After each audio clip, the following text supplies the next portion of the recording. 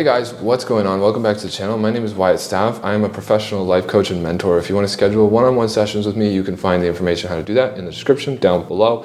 This video, every other video on the channel. Today we're going to answer a question from Peter from Denmark. He's asking, how do you deal with being alone? Like truly having no friends or a relationship? I assume it's been like that when traveling, especially after your breakup. Asking because this is what's hard for me at the moment. Love your journey from Denmark. Okay, being alone is difficult. So when he says your journey, he's referring to the fact if you're new to the channel, if you're new to my content, he's referring to the fact that I've been traveling the last 2.5 years full-time through 27 countries so far and living as a nomad. So making and maintaining deep connections with new people has been very difficult. New connections have been formed. Maintaining them is tough because after a couple weeks, I'm leaving for a new city, leaving for a new destination. So it's a lot of time alone or a lot of time in new relationships that don't really give you like the full spectrum of connection that you might have with somebody you've known for a lot of years. So the key here is the self. It's coming back to the self. You always have yourself. You can be your own best friend. That essentially is the antidote to loneliness for me, is that I always have myself, I love myself, and I love spending time with myself. Right now I'm learning a new language. I love learning and spending time learning. Right now, there's a piano. I love practicing piano. I love teaching. That's with other students online. But nonetheless, I love practicing with the drums. I love creating new art, like new content for YouTube, for anything that's creative. I love journaling. I love meditating. I love practicing yoga. All these things can be done with the self, for the self, and it deepens your connection to yourself. And it takes care of you in the process. So as I take care of myself, I deepen the bond between me and myself, and I become more and more my own best friend. I take care of me and focus on me, and this kind of makes it much easier to spend long hours alone. Just getting comfortable being alone is like such an important, wonderful skill to have. The more time we spend alone, and the more time we come back to the self, the more magnetic we become too. In the loneliness, we can tap into real, true authenticity. We're bored, we're lonely. We are a blank slate. We're like the empty void. And inside of that, we can really come to who and what we are, the things that we truly care about. Devoid completely of other people's projections or other people's preferences or other people's agendas. We can really just hone in on what it is that we're here to do, what it is that we're here for, what it is that we value in our experience, in our day-to-day, the loves and the things that bring us to life, the individual, bring yourself to life. And inside of doing that, we actually empower and fill the cup, fill the love in your own vessel. And the more we fill ourselves, the more magnetic we become to others and to things in which we're looking to attract from the outer world. So it's actually it's interesting, in the state of lonely, experiencing true loneliness, going truly into the self and being as by yourself as possible, you become magnetic to others. In order to create anything in the world, you must first experience its opposite. So if you're looking to have a lot of friends a lot of deep connected friends that really resonate with you and are sort of your vibe tribe, if you're looking to create that, then the first thing you need to do is actually learn to become lonely, because it's the contrast to having the friends. So you experience the loneliness in order to tap into the self and then learn to be with yourself to the point where you don't feel lonely. As soon as you stop feeling the lonely with yourself, you become magnetic. The magnetism now is going to draw in all of the people that resonate with who you are authentically, who you truly are.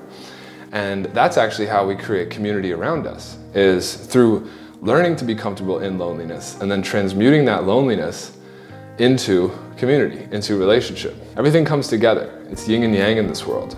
There's two polarities to everything. And by experiencing the contrast of what we want, we actually bring about what we want. I hope that answers that question and makes sense. I just fill my days with things that gas me up. So I spent 3 months in relative isolation from September until December of last year. And inside of those months, my daily routine essentially was wake up at 5 a.m. and I had a handpan. So I would play the handpan, or I would meditate, or I would journal, or I would do a yoga session, or I would go for a run. sometimes like maybe 4 of those or 3 of those over the course of the first 3 hours. So 5 to 6, 7, 8, okay? So those 3 hours of the day, I would do one of those 4 activities because those are the things that I like doing. Then at 8 o'clock, I was living in a community. So at 8 o'clock, I would go to the kitchen and I would make a porridge for everybody to come and have breakfast. And they would come and have breakfast with me. And there was like a group of us. Sometimes it was just like 2 or 3, sometimes it was like 5 or 6. After breakfast, around 8:45, I would go take a shower. And then after the shower, I would work from 9 until like 4. 9 until, yeah, around 4, 4:30. And in those hours of work, I was working as either a content creator for the Buddhist community that I was living in, creating content for them to promote their activities at the center, or I was working construction. They were building a new meditation wing that was a branch off of their main building. So I was helping a couple guys out with putting up walls and things like that inside of those hours. So those hours, I wasn't completely alone. I had like 1 or 2 other guys I was working with, but it was still like like a lot of time just sort of with the task at hand, with like, okay, today we're building walls. So what does that look like? I'm responsible for this part of it, and then I would just do that, you know, turn it into like a meditation almost. And then after that, I would get done around 4, 4:30, and then I would drink a coffee, and I would go work out for my second workout of the day. Usually that one was like weightlifting. Now in the community that I was living in, I didn't have weights to lift, but they had a few construction sites going on because the community is still building, still developing. So I would go out to the temple construction site where they had pallets of bricks, and I would lift the bricks in different dynamic ways. So I would just like get as creative as possible, go on Instagram and try and like look up different workouts I can do with bricks or just like weights of any kind. And then I would work out for about an hour, maybe 2. The sun would set, and then after workout, I would go back to my room and I would spend the evening with myself. And take a shower, you know, have a dinner, do a meditation, maybe some journaling, maybe some stretching, and then go to bed. And that was my day every single day for 3 months, except weekends. Weekends I had to myself. And on the weekends, it was basically just a lot of like laying in bed, listening to meditation tracks, drifting into myself, just drifting as far as I could into like the various different aspects of what is within me, and giving myself permission to just be with the self and let go completely of anything that's distracting me from being with myself. So relationships on the outside, plans, anything, any activity, just let go of, and spend like a full day just in bed, a full day laying on the floor, maybe laying on a yoga mat, listening to like very simple music, very simple, like lo-fi, very chill, maybe like a guitar, or something super simple, or maybe no music at all, just listen to the birds. And inside of those states, you know, like all of the healing really happened for me then. All of like the connection with the self happened then, and my life totally changed in those moments. So yeah, that would be my answer, is like, lonely can be your best friend. Lonely can be the most empowering state we take on.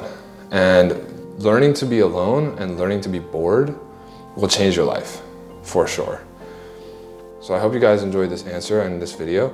If you're new here, make sure to like, comment, subscribe. If you'd like to book one-on-one sessions with me, you can do that down in the description. I'll see you guys in the next video.